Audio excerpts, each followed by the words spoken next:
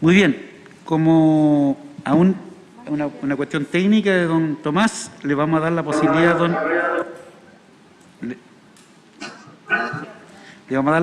a don Ignacio Irarrázaval que pueda partir con bienvenido. Muchas gracias por asistir a este trabajo que estamos desarrollando. Estamos muy entusiasmados en esta tarea, especialmente de los expertos o especialistas que son ustedes, que han dedicado, me imagino, mucho tiempo en poder construir una propuesta, un pensamiento que la academia y los investigadores están en esta hace mucho rato. Así que estamos muy expectantes de su presentación, don Ignacio. Tiene la palabra.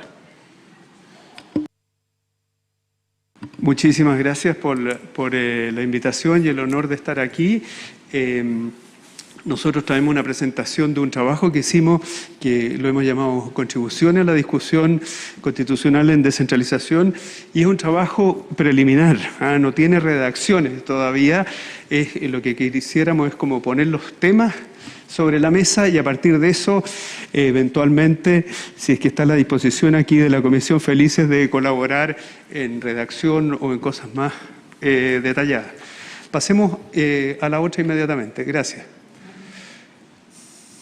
Entonces esto viene de un trabajo que está disponible para ustedes, está en formato electrónico. Esto es un grupo de profesores de la Universidad Católica, de la Facultad de Derecho, de Ciencia Política, y también tuvimos la colaboración de la Universidad Católica del Norte de Antofagasta y de la Facultad de Derecho de la Universidad Austral. Entonces, un par de consideraciones previas para comenzar esta presentación.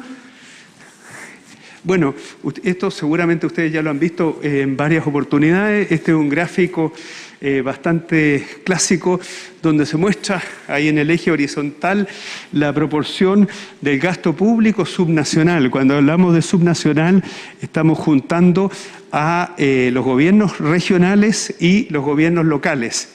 Y como se puede ver ahí en el puntito rojo está Chile. Estos son puros países unitarios, no hay países federales en este gráfico, y se ve realmente que Chile dentro de la OECD es uno de los países con una proporción más baja de gasto público descentralizado o subnacional como proporción del gasto público nacional. Ese es el puntito rojo. Si uno le suma el gasto del FNDR y otras transferencias que hace el gobierno central, llega al puntito verde, pero aún así, si nos comparamos, por ejemplo, con Dinamarca, con Suecia, con Polonia, incluso aparecemos como un país con un alto nivel de descentralización del gasto. Hay una discusión muy grande en los temas de descentralización, que es el tema de la convergencia o la divergencia. Seguramente las presentaciones previas ya le discutieron esto. ¿En qué medida hay disparidades entre las regiones? Ese gráfico que muestra ahí, no sé si se alcanza a ver, por lo menos mis anteojos no son tan buenos, muestra las tendencias, las tasas de pobreza para las regiones. Y como ustedes pueden ver, ha habido, por lo menos en lo que se refiere a pobreza, un nivel de convergencia. La brecha en las tasas de pobreza, por lo menos, han ido disminuyendo en el tiempo. Lo que no ha sucedido, por ejemplo, es que la raya verde más arriba es nuestra región de la Araucanía. Sigue siendo, lamentablemente, la región con mayor tasa de pobreza, pero aún así ha disminuido la brecha entre la región con menos pobreza, que es Magallanes, versus la región de la Araucanía. Aquí hay unos indicadores estadísticos y en general la conclusión es que ha habido convergencia, porque a veces creemos que cada vez hay más disparidad entre las regiones. Ha habido convergencia, sobre todo en tasas de pobreza, en Producto Interno Bruto per cápita, pero ahí hay un asunto estadístico que después lo puedo explicar mejor, pero igual hay disparidades. Ha habido convergencia, pero hay disparidades. Y finalmente, este último gráfico es un tema bien preocupante. Aquí estamos en los ingresos totales por municipio, y ahí hay una cuestión bien compleja, que es que la mayoría de los municipios están con un promedio muy bajo de ingreso per cápita por comuna, y hay algunos que se disparan fuertemente sobre ese promedio. Ahí sí que hay un tema de falta de convergencia y de disparidades. Entonces, un par de consideraciones previas.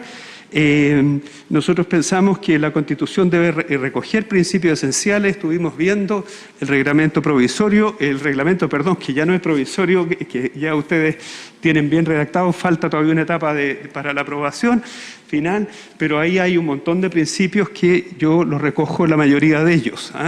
Entonces pensamos que la Constitución en este ámbito debe destacar principios esenciales, normas claras y generales. Ahí hay un par de cosas que están en los puntitos de abajo. La Constitución actual, como ustedes saben, contiene normas sobre los principios de la organización del gobierno regional y su financiamiento, pero también hay leyes orgánicas. Las leyes orgánicas constitucionales, sobre todo de gobierno y administración regional y la de municipalidades, norma un montón de aspectos súper importantes. Entonces ahí, en las propuestas que vamos a hacer, nosotros estamos, por así decirlo, subiendo de rango algunas cosas que hoy están en normas orgánicas, pero que pensamos que podría ser importante mantenerlas o considerarlas. Pasemos a la otra, por favor. Entonces, lo importante, creemos, en todo este proceso es ¿para qué queremos descentralizar? ¿Para qué queremos descentralizar? ¿Cuáles son los criterios? Y aquí van a haber objetivos políticos de mayor representación, van a haber consecuencias administrativas, cómo se maneja la región, van a haber objetivos sociales y políticos, sociales y económicos, y van a haber, por supuesto, otras normas que son importantes de considerar. Ahora, están medio desfasadas las láminas, todavía estoy en la portada, eso, gracias. Ahora, lo que nosotros proponemos aquí, la mayoría de las cosas van en el ámbito regional, y esto es bien importante tenerlo presente. Como ustedes saben, estamos con los gobernadores y gobernadoras recién electos. Seguramente la convención va a tener mucha presión, mucho interés en legislar sobre el tema regional. Pero quiero dejar bien en claro que obviamente no nos podemos olvidar del mundo municipal. Entonces, si bien la mayoría de nuestras propuestas, porque creemos que esa legislación es la que está más incompleta, por así decirla, la referida al mundo regional, no debemos olvidarnos por ningún motivo del mundo municipal. Eso quería decir. Entonces, pasemos a los criterios. Ahí sí, están medias desfasadas ahí las láminas. Entonces, en términos de descentralización política, nosotros pensamos que los órganos del Estado deben promover un desarrollo equitativo. Eso pensamos que es un concepto que debiera estar, el desarrollo equitativo, promover.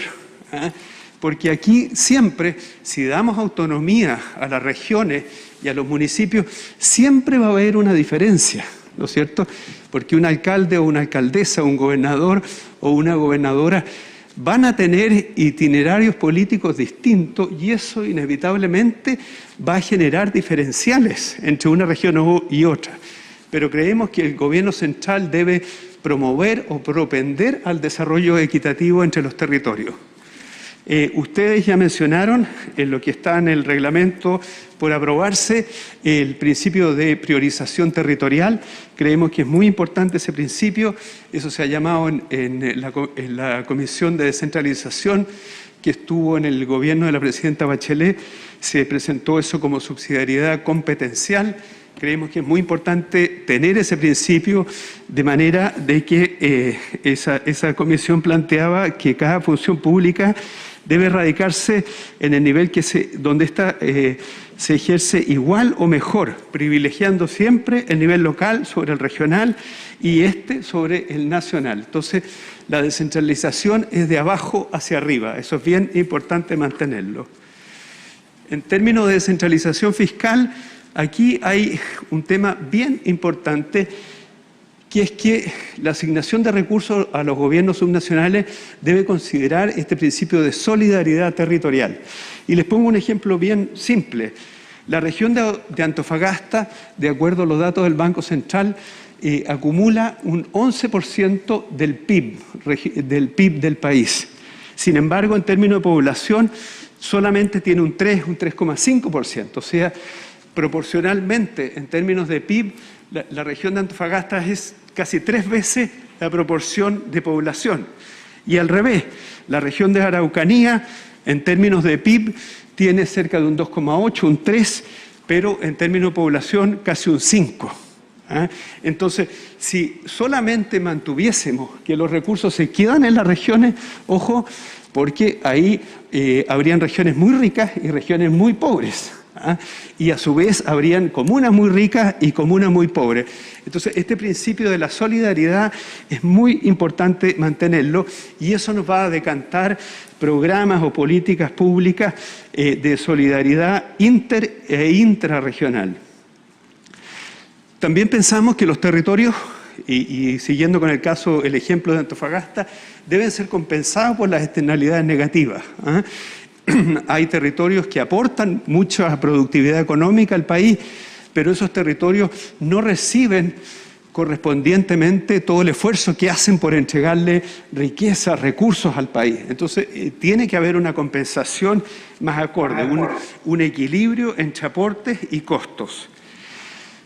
El tercer punto es bastante obvio, establece como principio que las competencias de cada nivel de gobierno cuenten con el financiamiento para ser ejercido. Esto está en algunas constituciones y creemos que esto es muy importante. Está en la Ley Orgánica Constitucional de Municipalidades. Muchas veces ocurre que el gobierno central, de hecho o de derecho, le transfiere competencia a los municipios y a las regiones y estos tienen que hacerse cargo de funciones para las cuales no tienen los recursos. Y por supuesto creemos que hay que tener un principio de responsabilidad fiscal que sea aplicable a todos los niveles de gobierno, al gobierno central y a todos los niveles subnacionales y también de transparencia. Y finalmente, en términos de descentralización administrativa, aquí creemos muy importante, algo de esto está en un proyecto de ley que está parado en este minuto en el Congreso, pero creemos que esto se debiera establecer a nivel constitucional, establecer un principio de certidumbre en la disponibilidad presupuestaria y en la flexibilidad en el uso de los recursos. ¿Qué es lo que pasa hoy día? Las regiones saben cuánto es su FNDR, pero tienen que pedirle la transferencia a la dirección de presupuesto cada vez. Y tienen el uso de esos recursos tremendamente acotado. Entonces pensamos que como principio constitucional, dicho en castellano coloquial, las platas mías son mías. Entonces las platas de la región son de la región y deben tener la disponibilidad del presupuesto y la flexibilidad en el uso de eso. También pensamos que esto es bastante obvio, los gobiernos nacionales deben potenciar el desarrollo social y económico, eso yo creo que es bastante obvio, así que no lo voy a explicar. Y después están estos dos puntos que creo que sí son muy importantes, que yo sin ser abogado, pero aquí a lo mejor Tomás me puede complementar. Pensamos que los convenios interadministrativos entre el gobierno nacional, los ministerios, los gobiernos subnacionales, tienen que ser de cumplimiento obligatorio y exigibles en sede judicial. ¿Qué significa esto? Para ustedes seguramente lo han escuchado, se hacen convenios de programación hoy en día y muchas veces las platas, por un lado o por el otro, no se entregan oportunamente. Entonces pensamos que estos convenios interadministrativos deben tener cumplimiento obligatorio y finalmente exigible en sede judicial. O sea, no son convenios, declaraciones de buena voluntad, sino que debieran ser exigibles. Y por último, pensamos también que es importante en términos de centralización administrativa y siempre con este principio que ustedes han llamado de priorización territorial, que los servicios públicos del gobierno nacional que operan en los territorios tienen el deber, ojo, el deber de coordinación con los gobiernos subnacionales. Es decir, si yo soy alcalde o alcaldesa o gobernador o gobernadora, no me tengo que enterar por la prensa de que el Ministerio de Obras Públicas va a hacer cualquier cosa en mi territorio en el cual yo soy el gestor político principal, sino que es el gobierno nacional el que tiene el deber de informarme qué va a hacer a mí. Puede que ese sea un deber de información, el gobierno nacional siempre va a tener derecho, atribuciones para hacer obras públicas a nivel nacional, pero tiene el deber al menos de informar, ¿no es cierto?, y de coordinarse con el nivel subnacional. Y vamos, me estoy demorando mucho, rápidamente, algunas propuestas. Aquí hay algunas propuestas y le reitero a los coordinadores que estamos disponibles para colaborar a futuro en una redacción más fina. 2 minutos, me dice don Adolfo. Ya, muy rápido. Entonces, respecto del delegado regional y el gobernador regional, creemos que esto es uno de los puntos más críticos a abordar. Esto es muy complejo. Aquí hay una tensión en las regiones, ya la estamos viendo, y pensamos que una manera de dirimirlo es lo que está explicado ahí, que el gobernador regional tiene que fundamentalmente administrar las funciones de bienes públicos locales. Podemos explicar un poquito más eso. Mientras que el delegado presidencial debe administrar las funciones públicas nacionales en la región. Incluso en España, en todos los gobiernos, siempre hay un representante del gobierno nacional en la región, porque hay políticas, hay programas que tienen incidencia en la región, pero son nacionales. Y en ese sentido es interesante, importante mantener esta figura del delegado presidencial. Pero creemos que el gobernador regional gobernador o gobernadora tiene un rol importante en todo lo que tenga mayor repercusión en los territorios. Creemos ahí, en tercer punto que es mantener el traspaso de competencias, pero aquí hay que fortalecerlo. Nosotros estamos aquí por un esquema a la francesa, que es lo que se llama traspasar competencias en bloque. Por ejemplo, esto es solamente un ejemplo, por ejemplo, todo lo que se refiere a educación escolar es del gobierno local, todo lo que se refiere a educación técnica es del gobierno regional. Por ejemplo, es una manera de decir, pero es competencias en bloque, no ir en el goteo de traspaso de competencias uno a uno como se está haciendo. Pasemos a la otra, que ya me debe quedar como medio minuto. Respecto del Consejo Regional, ahí hay cosas que ver bien importantes y en la medida que el gobernador regional tiene más potestades reglamentarias, más potestades normativas, habría que ver si es que el gobernador o gobernadora regional puede ser el presidente de este Consejo Regional, porque si el Consejo Regional es fiscalizador, es complejo que el presidente del que fiscaliza sea a su vez quien es fiscalizado. Entonces ahí hay un tema que mirar. Y una última cosa más, una última lámina más que me queda. Y respecto de financiamiento regional, óptimamente la mayor cantidad de recursos posibles que sean de financiamiento no condicionado y efectivo. Creemos que es muy importante mantener este principio del agenciamiento local que ya había dicho. Este principio del agenciamiento local está en la Constitución francesa. Este principio que les decía que todo traspaso de competencias tiene que ir con un financiamiento asegurado. No estamos inventando nada extraño. Y la última, esta sí que es la última, disculpa, el tema municipal. Aquí una línea es establecer que los municipios son el gobierno local, no la administración local, el gobierno local. Creemos que eso es muy importante y eso es un salto cualitativo bien significativo para una futura constitución. Y con eso termino, 15 segundos de yapa. Creemos que es muy importante pensar que esto es un proceso gradual en el tiempo. Esto es bien importante.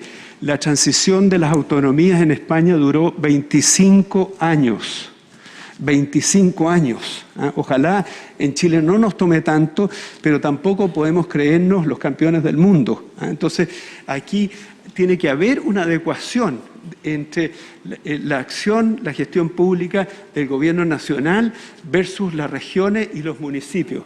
Entonces creemos que esto es este proceso de descentralización que se ha iniciado en el tiempo.